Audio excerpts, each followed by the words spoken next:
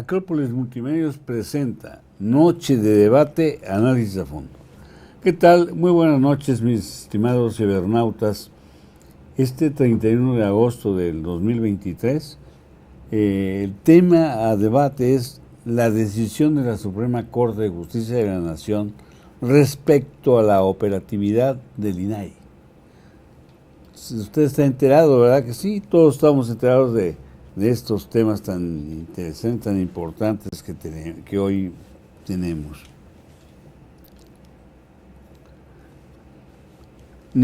Tenemos, como siempre, un panel de invitados de lujo.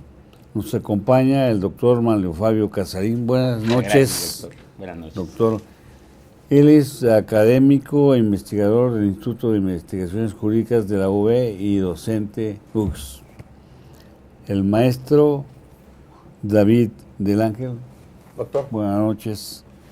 Él es docente de la Universidad Veracruzana y obviamente del Colegio de Veracruz y de nuestra casa de estudios. Y prominente gente de la que ha discurrido en la administración pública. Y desde luego, como siempre, de cada semana desde hace más de 10 años, nos acompaña el doctor Antonio Vázquez, Carlos Antonio Vázquez Azuara, director del Instituto Interdisciplinario de Investigaciones de la Universidad de Jalapa, investigador SNID y además es investigador de la Universidad Veracruzana, y quien es coconductor de este programa desde hace más de 10 años. Gracias, doctor. Un gusto saludar a nuestros invitados. Bienvenidos. Bien, les quiero comentar que nuestro equipo de producción nos ha preparado un video por ahí inherente al tema que vamos a tratar. Así que corre video.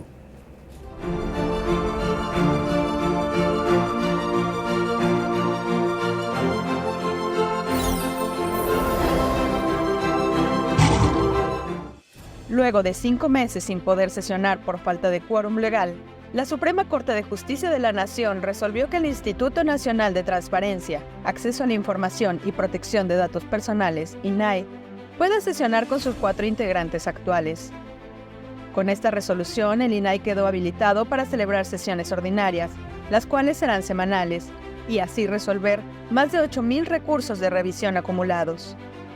Ello en el marco de la controversia constitucional que el INAI interpuso ante el máximo tribunal del país el pasado 27 de marzo, a fin de que el Senado de la República nombre a 3 comisionados, respecto a lo cual los senadores morenistas advirtieron que no permitirán que el Poder Judicial se extralimite en sus funciones e insiste en imponer tiempos al legislativo para nombrarlos.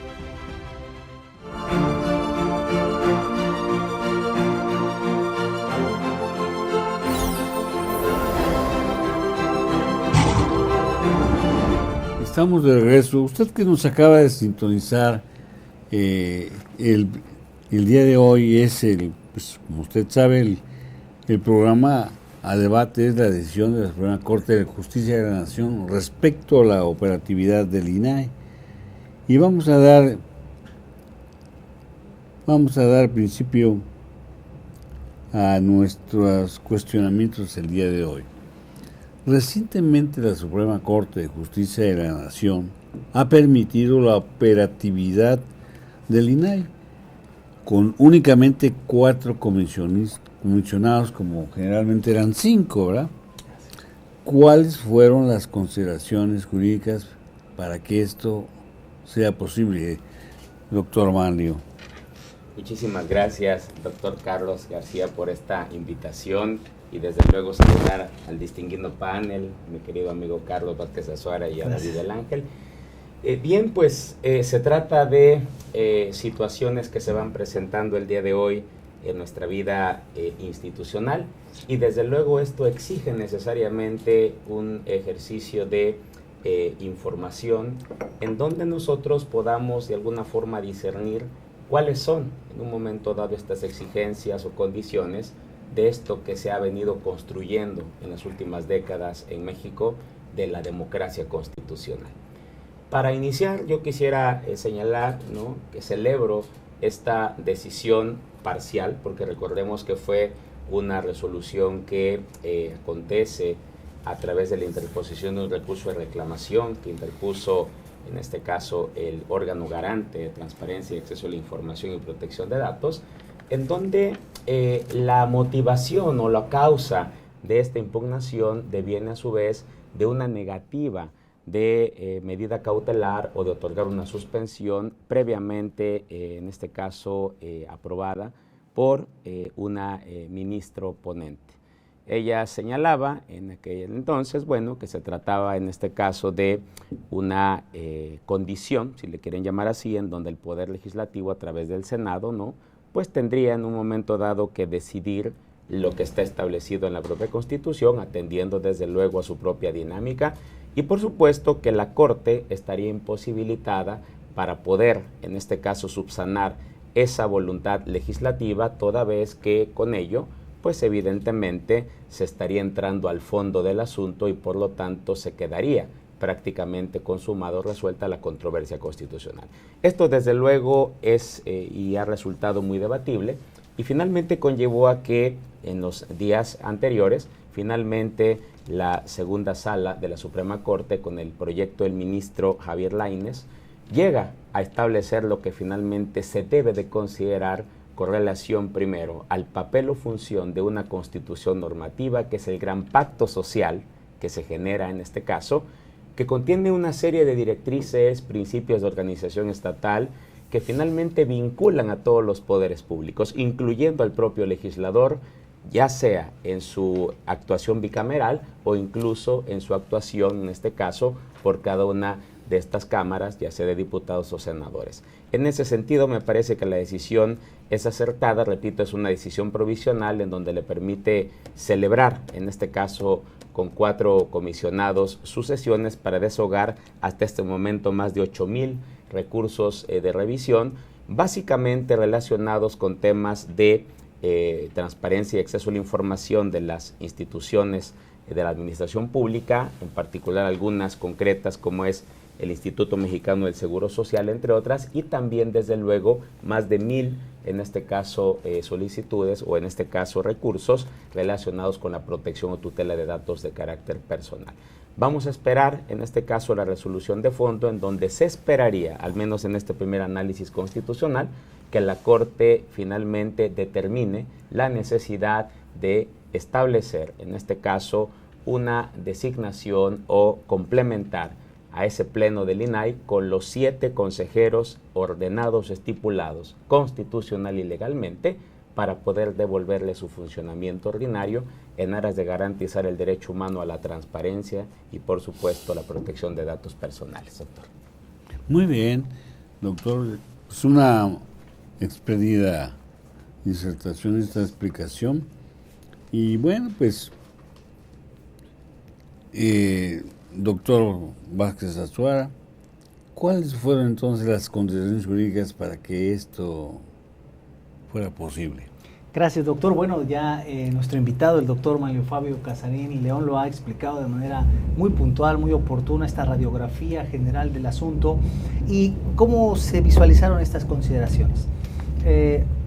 Ante la omisión del Poder Legislativo federal, evidentemente, de nombrar a los comisionados que integran el Instituto Nacional de Acceso a la Información y Protección de Datos, este órgano garante se quedó trunco, teniendo en su haber actualmente solo 4 comisionados. Con 4 comisionados, la Ley Federal de Acceso a la Información, Protección de Datos Personales, Transparencia, proscribe totalmente que se pueda sesionar con menos de 5 comisionados. Entonces la Ley Federal lo prohíbe y por tanto, técnicamente, al amparo de la norma, este órgano garante quedaría inoperante. Sin embargo, cuando el asunto por vía de controversia y posteriormente por vía de impugnación respecto de la suspensión llega a manos nuevamente del análisis de la Suprema Corte, dicho sea de paso con el rechazo total de 2 ministras, Yasmín Esquivel y por supuesto Loretta Ortiz, pero llega el asunto precisamente a manos nuevamente de la interpretación del máximo Tribunal Constitucional y realiza una interpretación conforme a la Constitución y determina que, si bien es cierto, la Ley Federal de Transparencia, Acceso a la Información y Protección de Datos proscribe rotundamente sesionar con menos de 5 comisionados, no menos cierto es que ese numeral interpretado conforme a la Constitución, donde se debe priorizar en un análisis de ponderación el derecho humano de acceso a la información, protección de datos, transparencia, pues prácticamente interpretado este numeral, ellos deciden acertadamente, para una tutela judicial efectiva, que se permita sesionar con únicamente 4 comisionados. Y en caso de empate en respecto a las decisiones, la presidenta tendrá el voto de calidad. Pero esto, a la luz precisamente del ojo crítico, por supuesto institucional, que no desea que el INAI siga operando, pues representa una afrenta del Poder Judicial respecto de la norma, porque no se entiende que no estamos ya en un sistema tradicional positivista, donde si la norma prohíbe o genera la autorización para algún determinado acto de autoridad, esto necesariamente tenga un trasfondo de derechos humanos. Por tanto, si esa disposición normativa actualmente es incompatible o se puede interpretar para favorecer más una tutela de derechos humanos, pues esto hace la Suprema Corte. Son sus atribuciones, no viola ni interfiere en la opción de otros poderes. Simple y sencillamente, cuando la Suprema Corte analiza, determina que se debe garantizar un derecho humano de transparencia y acceso a la información. Esos, doctor, son los argumentos grosso modo que establece el máximo tribunal y que sin duda celebramos todos. Y no va a haber ninguna repercusión porque haya nada más 4 comisionados. Bueno, 5. la realidad es que más de 8,000 expedientes rezagados en manos de únicamente 4 comisionados, cuando en realidad deberían ser 7, y donde el rezago se acumuló y las solicitudes siguen creciendo, sin duda va a representar un sesgo complejo. Es decir, el INAI tendrá que trabajar a marchas forzadas para poderse poner al corriente de todas las solicitudes que seguramente están todavía en tránsito a nivel federal. Y como lo decíamos, sin duda el órgano garante tiene una responsabilidad ahora con la sociedad, porque ya al obtener autorización para sesionar deberá desahogar el trabajo. Muy bien. Muy bien, doctor. Gracias por su...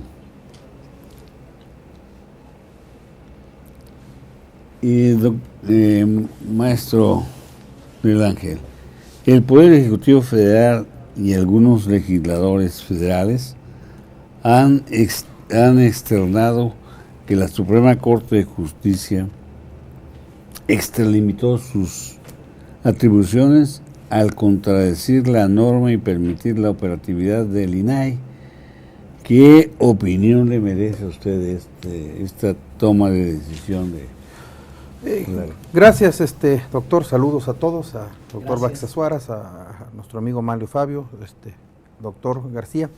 Gracias por la invitación. Si me permiten tocar un poco el tema del que estábamos platicando previamente, yo lo que haría es poner en perspectiva brevemente cómo fue la secuela procesal para poder entenderla mejor.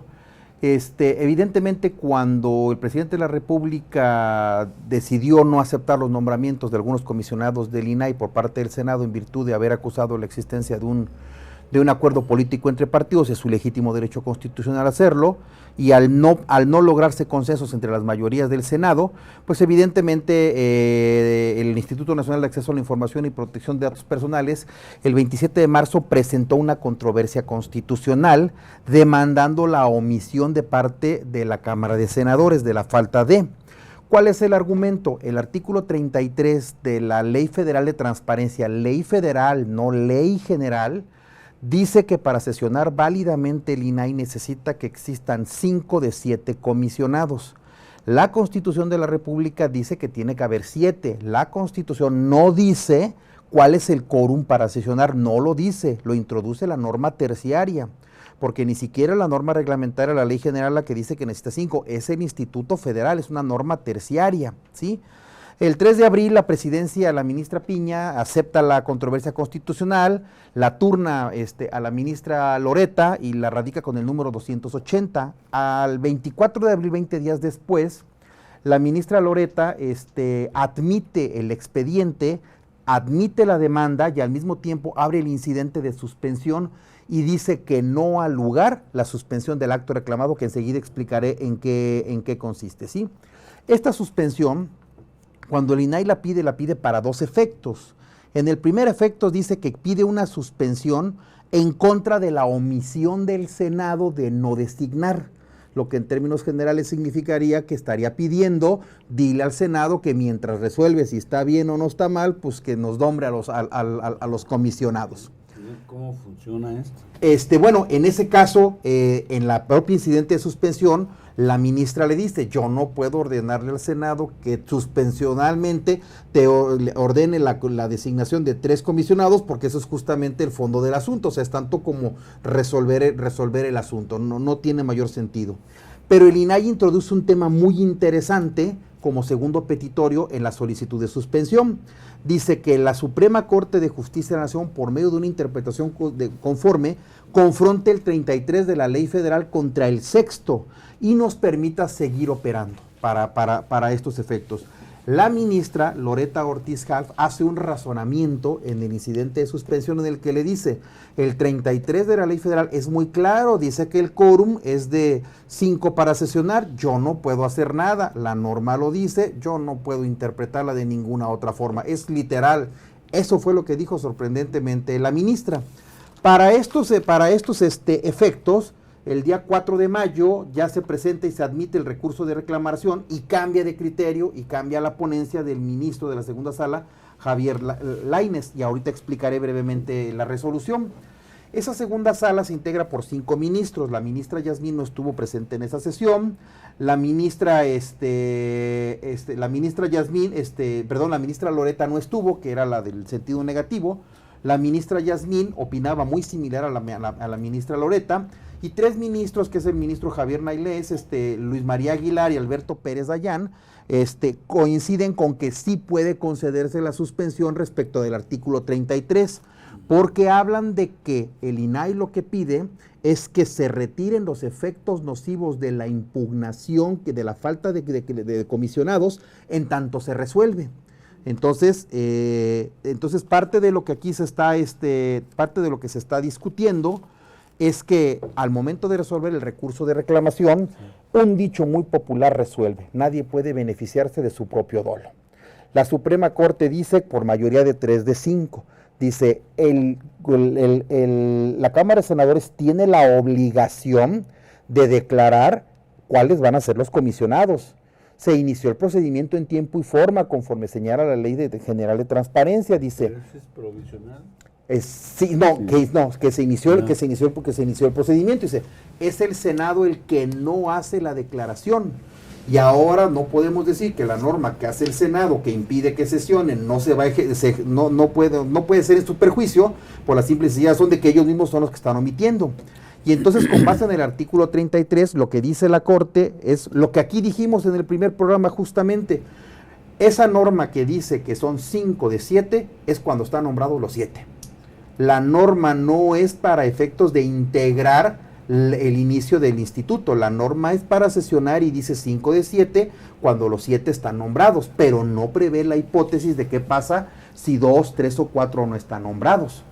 Entonces dice, si el Senado tiene una obligación de poner a los comisionados y no lo hace, entonces el INAI, ante esa omisión, no solo está impidiéndosele su función, sino que en un principio de progresividad está perjudicando derechos humanos, y en las últimas reformas los incidentes de suspensión no solo van porque se respete la Constitución, sino porque se vele por los derechos humanos que están en la Constitución y que están en los tratados internacionales. Entonces nosotros aceptar que el INAI no funcione por un legalismo de tercer nivel que no está en la Constitución es tanto como aceptar que el que hace la ley hace la trampa, o que el que comete el dolo se beneficia de él.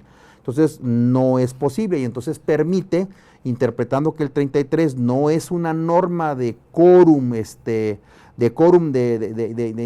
creación, sino es una quórum de función cuando existen los 7 designados. Entonces, pues si el Senado no los nombra, yo no tengo problema en que funcione para garantizar el acceso a la información pública. Entonces, pues es una cuestión muy interesante, porque no ordena que se integren los ministros, los comisionados faltantes, porque dice eso tiene efectos de la sentencia y sería tanto como restituirlo. Pero sí voy a aceptar que con 4 estés funcionando porque nadie puede beneficiarse de su propio dolor. Esos básicamente son los argumentos que se hacen valer en la resolución, vaya, así que son los que quería destacar, que viéndolo también en un ámbito de democracia jurisdiccional, pues realmente son 3 de 11 ministros. Me estoy explicando los que terminan resolviendo este asunto. Ya hay un proyecto de fondo, ya hay un proyecto de resolución circulado de fondo.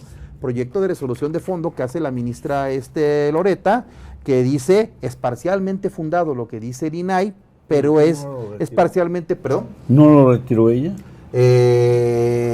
Pues no, está todavía publicado en la página, ¿sí? En la página aparece como publicado, pero lo que quiero hacer notar es que pues es muy interesante la resolución pues porque le da la razón al INAI y el INAI hace un argumento muy básico, el 33, donde dice que son 5 de 7, es para cuando están nombrados los 7, no es para la hipótesis en que no estén los 7, esa hipótesis no está prevista en la ley, y entonces la Corte le dice, efectivamente, no vamos a poner el 33, que es de nivel terciario en la ley federal, contra lo que está en el 6º de la Constitución, porque entonces pues sería eso contra el principio de progresividad de los derechos humanos.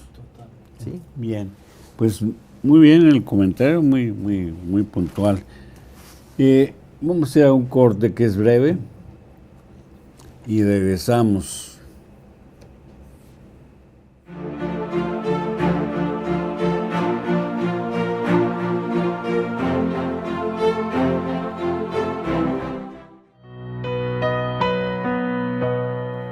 Noche de luna en Jalapa, noche que huele a jazmín, cuando del pecho se escapa una queja para ti.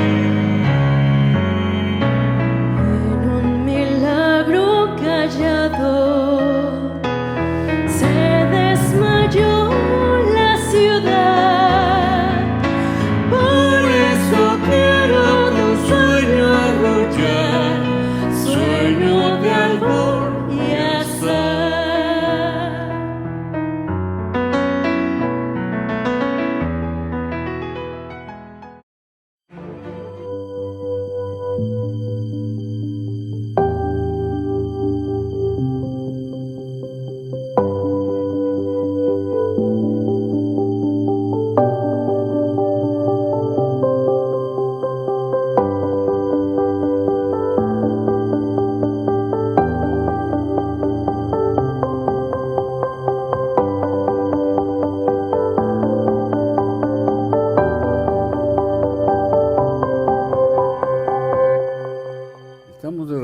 Esto es Acrópolis Multimedios y Noche de Debate.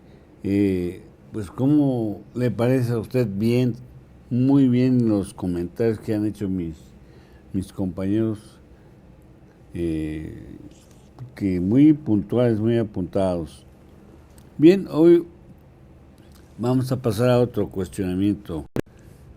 Doctor Malio, ¿existe la posibilidad de que el Poder Judicial Federal, por vía de amparo o por vía de algún otro medio de control constitucional, pueda obligar al Poder Legislativo a nombrar a los comisionados del INAI?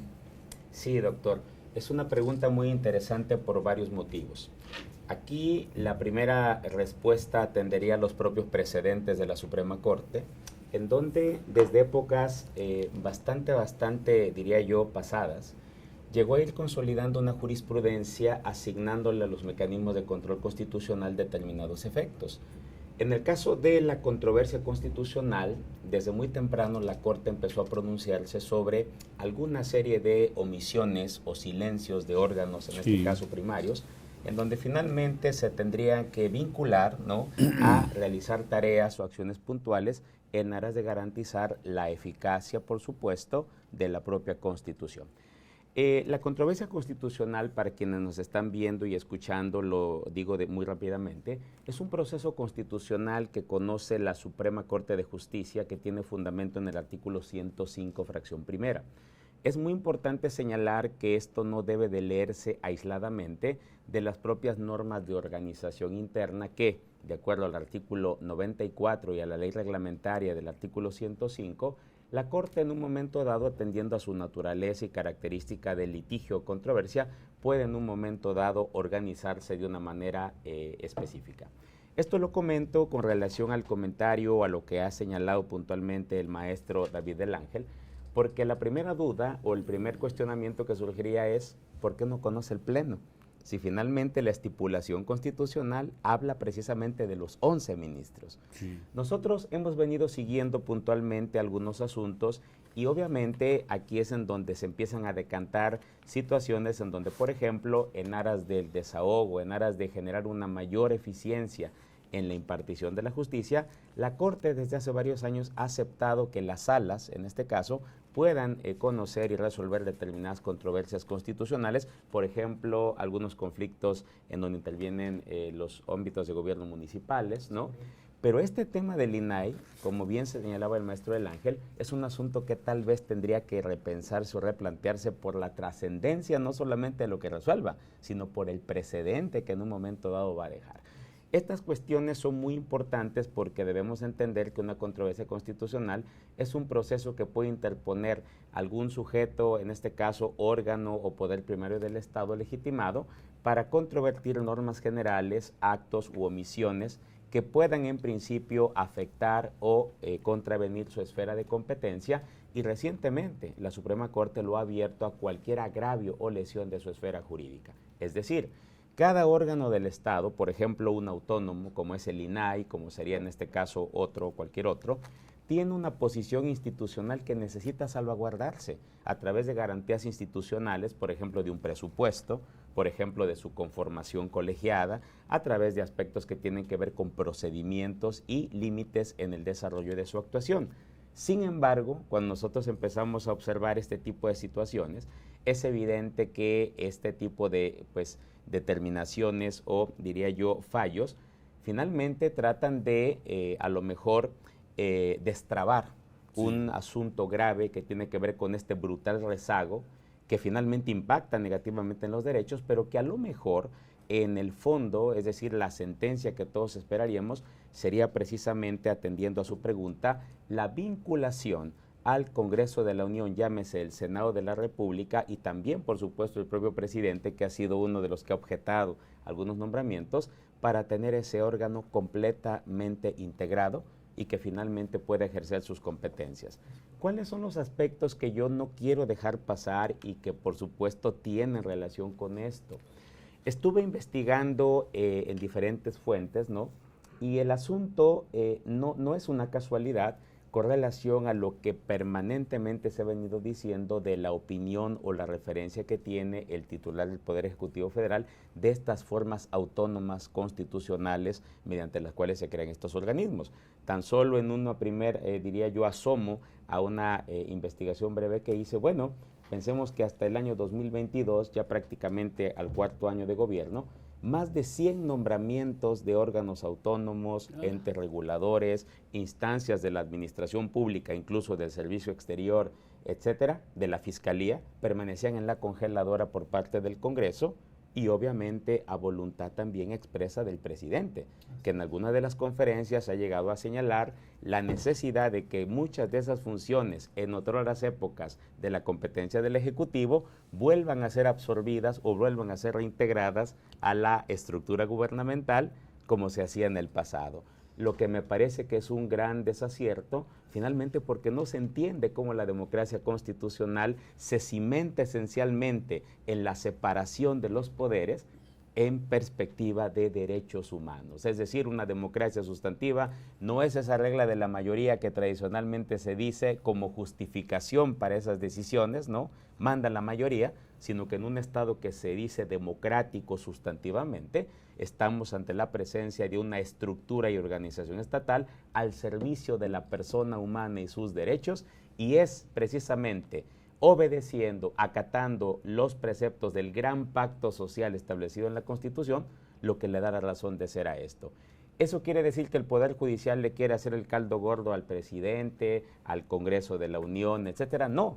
El Poder Judicial tiene una función de garantía, tiene una función de hacer valer lo que está estipulado de una manera establecida ahí en la Constitución, y la ley secundaria, como nos plantea el paradigma convencional y constitucional, pues tiene que ser armónicamente interpretada, ¿no? Precisamente a través de estos nuevos métodos, en donde finalmente, en esa perspectiva, la Constitución no solamente salvaguarda su supremacía, su fuerza vinculante, sino que también intenta terminar con todas estas patologías en donde de una u otra manera pues ha ido generando pues su transgresión, su violentación, incluso con este tipo de argumentos que confunden a la ciudadanía, confunden a los actores sociales, de decir que el Congreso de la Unión tiene sus tiempos, tiene sus momentos para decidir. Esto no es un tema de opción, es un tema de actuar en cumplimiento de una norma que les mandata, en este caso realizar tareas, como sería la conformación diligente y responsable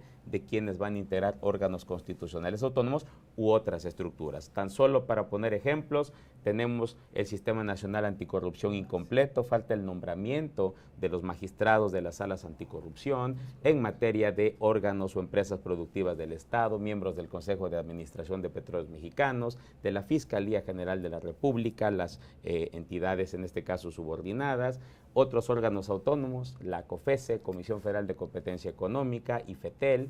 En fin, se trata de un tema que a mi juicio no es una casualidad, doctor, que se presente, porque ya en este contexto me parece que queda claro que hay una especie de reticencia, una especie de incomodidad al proyecto gubernamental por la actuación de estos órganos, que se entiende en la estructura democrática como la necesaria estructura de los contrapesos que funcionarán en beneficio de los ciudadanos.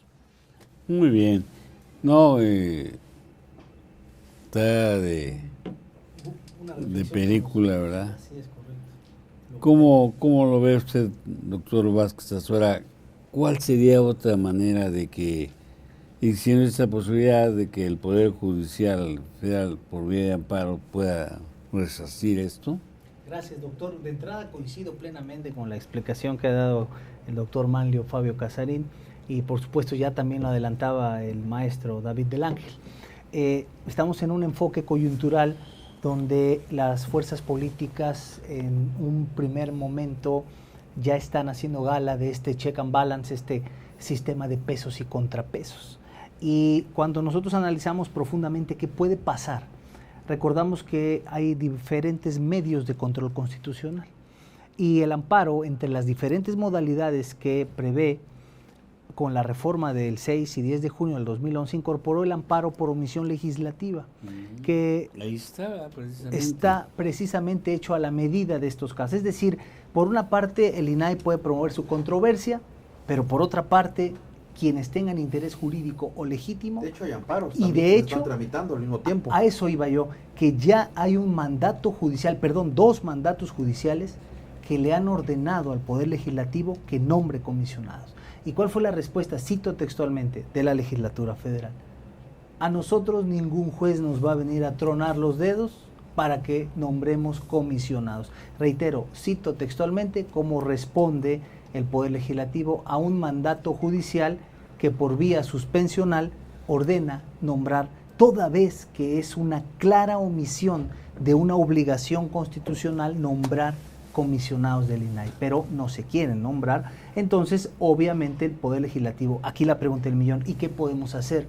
El sistema jurídico. ¿Y solamente mexicano, es a petición del Ejecutivo?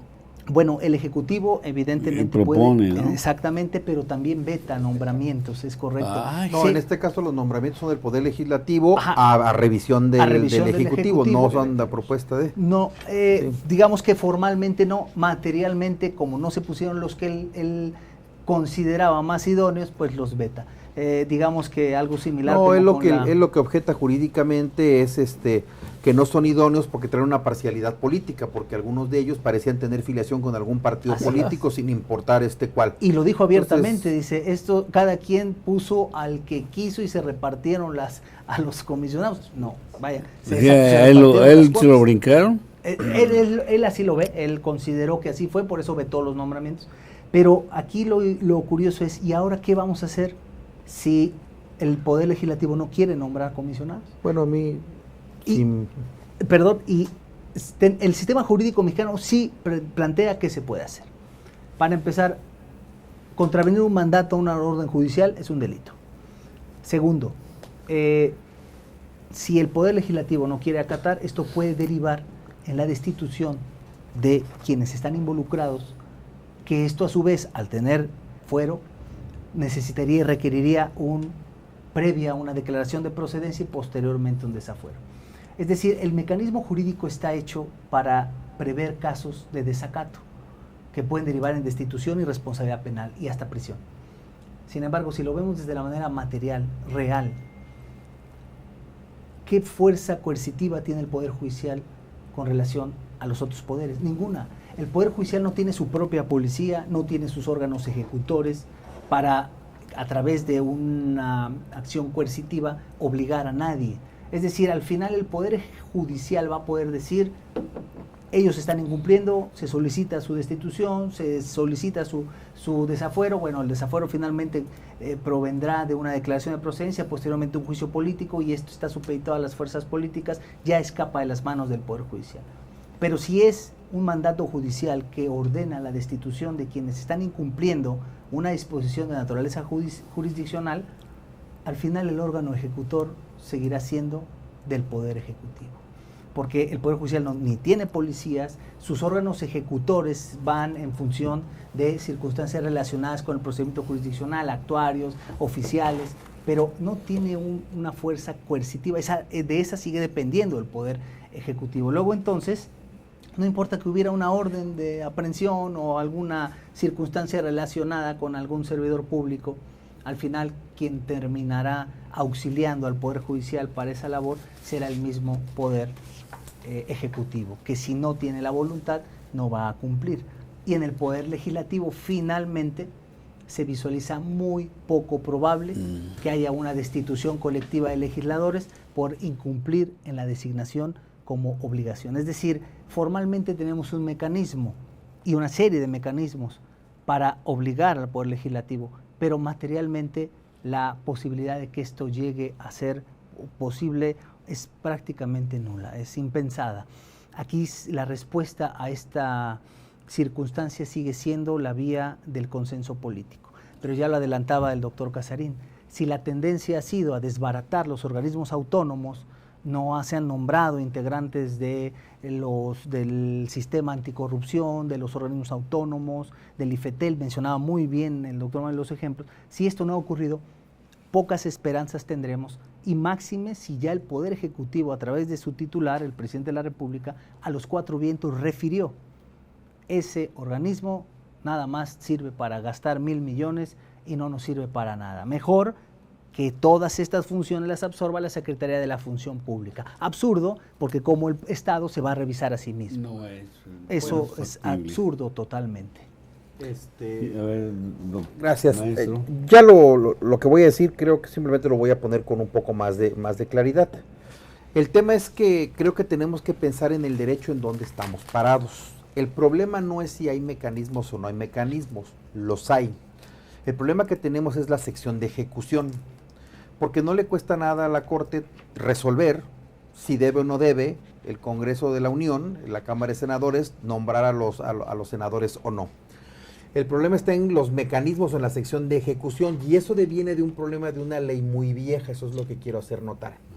Lo que nosotros tenemos es una ley reglamentaria del artículo 105, fracciones 1 y 2, hecha en el año del 94, cuando en la realidad por primera vez introducíamos las acciones de inconstitucionalidad y tratábamos de recomponer las controversias constitucionales que, aunque existían, no se ejercían. Se reformó la Suprema Corte 10 años antes para efecto de reducir el número de ministros y tener un tribunal verdaderamente constitucional. ¿Qué quiero decir? Que del 94 para acá, que empezamos con los mecanismos de control constitucional, no ha pasado mucho tiempo. Estos son los primeros grandes golpes que estamos teniendo, donde nos estamos dando cuenta que nuestra legislación procesal constitucional ya no es adecuada. O sea, necesitamos reestructurar y repensar si las facultades de la sección de ejecución son adecuadas o no son adecuadas, porque hoy estamos ante un planteamiento en el que debiéramos resolver con problemas constitucionales de las finales de los 90, donde la teoría de las autonomías no era lo que es hoy, apenas el IFE recién nacía en la década de los 90 y no creo que haya interpuesto muchas controversias. En esos tiempos, los números de controversias constitucionales llegaban pues como a 5, 6 o 10 al año, vaya. Lo que hoy resuelven pues es un número muy alto, entonces ya se han presentado muchos más problemas y más de los que vienen. Entonces yo creo que a lo que está llamado la doctrina y la academia es a presentar propuestas de solución respecto de la forma de tramitar nuestros procesos de contienda constitucional, porque eso es lo que verdaderamente nos tiene empantanados el día de hoy, de una u otra manera. La clásica división de 3 poderes ya no está funcionando. Los nuevos órganos autónomos hacen una crisis respecto de que al no ser poderes, pues generan un conjunto de dudas, y al tener estas facultades para poder ejercer controversias constitucionales, no son las controversias constitucionales tradicionales con las que nos encontramos a principios de los 90, me estoy explicando. Entonces creo que sí requiere una nueva ley, una nueva ley reglamentaria, que no use, por ejemplo, pues como método supletorio el Código Federal de Procedimientos Civiles, porque como en esa época no había tanta controversia, pues no era necesario hacer todo un desarrollo procesal, claro. Pues sigue lo del Código Federal de Procedimientos Civiles, pero esto ya es otra cosa, lo del día de hoy, ¿sí? Creo que ese es el tema de lo que los compañeros quisieron decir. Bueno, pues como ustedes saben, la televisión el tiempo se va muy rápido, ya casi hemos llegado al final de esta noche de debate, no sin antes saludar a todos nuestros cibernautas del estado de Veracruz, la zona conurbada de Veracruz, Boca del Río, de todo el país, y sobre todo todos los que nos ven en diferentes países después de las fronteras de México. Un saludo muy afectuoso y respetuoso, y vamos a pasar a la formulación de la sección de conclusiones, no sin antes saludar también. Aquí están 2 distinguidas personalidades en nuestro estudio, que es el doctor Carlos Antonio Vázquez Gándara y su esposa, la señora María de los Ángeles Molina. Un saludo cordial. Gracias, pues pasamos a las conclusiones. Gracias, doctor Manlio Fabio.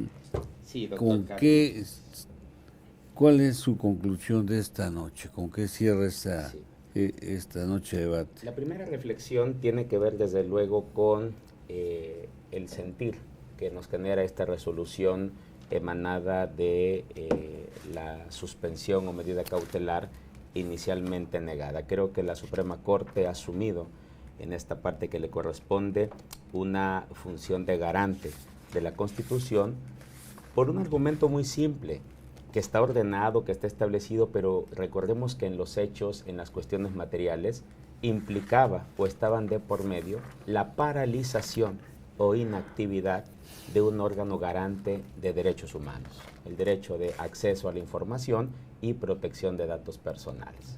Me parece que en un Estado de Derecho, y ahora en su vertiente de constitucional y democrático, ningún poder del Estado, incluyendo el propio legislador democrático, ¿no?, puede en un momento dado generar pausas, puede generar omisiones, puede deliberadamente estar por encima del texto que lo crea y le otorga su competencia. Ciertamente, como bien se ha dicho, hay una enorme necesidad de revisar el modelo, pero esta revisión, este análisis, como bien se decía, que de la academia tenemos, por supuesto, la obligación y el deber de contribuir, tiene también que reencauzarse precisamente por todos estos aspectos institucionales. La reforma de la Constitución, nuevos enfoques de interpretación jurídica en esta perspectiva, y algo con lo que quiero cerrar esencialmente es lo siguiente. Yo esperaría desde luego que en la resolución de fondo de la controversia se pueda vincular al Senado para cumplir con su deber constitucional y dejar precedentes muy claros de que en nuestro país cada función de los órganos o poderes primeros del Estado tiene en este caso una trascendencia. Cada función que van realizando bajo estas, diría yo, perspectivas, tiene como eje central, como figura central al ciudadano, a la dignidad de la persona, a sus derechos, que necesitan para poder florecer, para poder ser realmente viables y respetados, prácticas netamente democráticas. No cuestiones de desconocimiento, no es cuestiones de deliberación para hacer fracasar el proyecto constitucional, que repito, no está a disposición de las mayorías contingentes, sino que el proyecto constitucional aspira a ser un gran proyecto de largo aliento que está al servicio de la persona y de la sociedad mexicana. Con eso cerraría, doctor. Muchas gracias, doctor. Gracias. Extraordinariamente satisfecho. Doctor Vázquez, ahora, ¿con qué concluye usted esta noche de debate? Claro que sí, doctor Carlos García Méndez. Pues de la misma forma en que esta noche se ha revelado por nuestros muy valiosos invitados, yo hago votos para que precisamente el Poder Legislativo asuma su responsabilidad, comprenda que más allá de los intereses políticos se deben priorizar los derechos humanos y el interés colectivo. Sin duda hay una obligación constitucional de nombrar comisionados que van a garantizar el acceso a la información, la transparencia y la protección de datos. Esto es una cuestión de derechos humanos que no puede estar supeditada a la voluntad política y a determinados intereses. Por tanto, verdaderamente hago votos porque se entienda que muy lejos de una afrenta entre el Poder Judicial y el Poder Legislativo y el Poder Ejecutivo, se trata aquí de materializar en favor de la colectividad prácticamente un resultado que garantice derechos humanos para todas y todos. Luego entonces la omisión que hoy advertimos con suma claridad sin duda afecta a todo el país, pero no se entiende así. Se quiere seguir proyectando el discurso que las decisiones de la Corte es una forma de simplemente contrariar al Ejecutivo y al Poder Legislativo por hacerlo y ya. Pero la realidad es que el trasfondo es una cuestión de derechos humanos. En realidad celebramos la decisión de la Suprema Corte a través de su sala y a través de este proyecto del ministro Lainez Potisek, donde ya prácticamente nos anuncia lo que eventualmente será el resultado final, es decir, darle vida a este órgano garante y permitir que se continúe generando este acceso a la información, protección de datos y transparencia, por supuesto.